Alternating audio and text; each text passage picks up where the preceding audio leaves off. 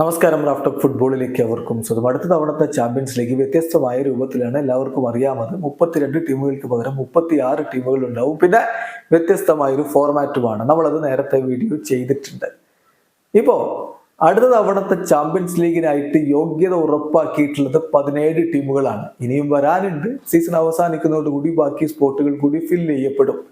ഇപ്പൊ യോഗ്യത നേടിയിട്ടുള്ള 17 ടീമുകൾ, പുതിയ ചാമ്പ്യൻസ് ലീഗിന് യോഗ്യത നേടിയിട്ടുള്ള 17 ടീമുകൾ ഏതൊക്കെയാണ് നമ്മൾ പരിശോധിക്കുകയാണ്.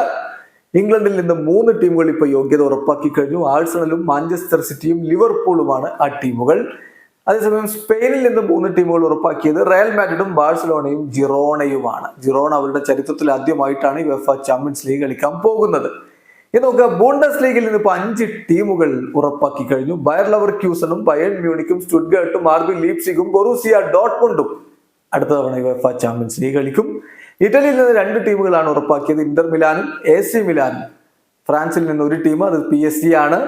പിന്നെ നെതർലൻഡ്സിൽ നിന്ന് 2 ടീമുകൾ, PSV ഐന്തോവനും ഫെയനൂർത്തും. അതുപോലെ തന്നെ പോർച്ചുഗലിൽ നിന്നിപ്പോ സ്പോർട്ടിങ്, ഇവിടെ ചാമ്പ്യന്മാരായിട്ടുള്ള സ്പോർട്ടിങ് യുവേഫ ചാമ്പ്യൻസ് ലീഗിലേക്ക് ഇടം പിടിച്ചിട്ടുണ്ട്. ബാക്കി ടീമുകൾ ആരൊക്കെയാണ് എന്നുള്ളത് സീസൺ അവസാനത്തോടുകൂടി കണ്ടറിയാം. എന്തായാലും വ്യത്യസ്തമായ രൂപത്തിൽ, കൂടുതൽ ഇൻട്രസ്റ്റിംഗ് ആയ രൂപത്തിൽ, കൂടുതൽ മത്സരങ്ങളോടെയാണ് അടുത്ത തവണത്തെ ചാമ്പ്യൻസ് ലീഗ് എത്തുന്നത്. വീഡിയോ അവസാനിക്കുന്നു. ഫുട്ബോൾ ലോകത്തെ കൂടുതൽ വിശേഷങ്ങളുമായി റാഫ്റ്റ്